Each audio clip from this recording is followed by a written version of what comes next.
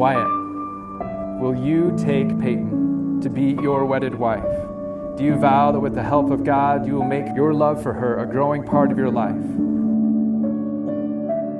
Will you comfort her, honor her, defend and keep her in sickness and in health, and forsaking all others, keep yourself for her alone, as long as you both shall live? I do.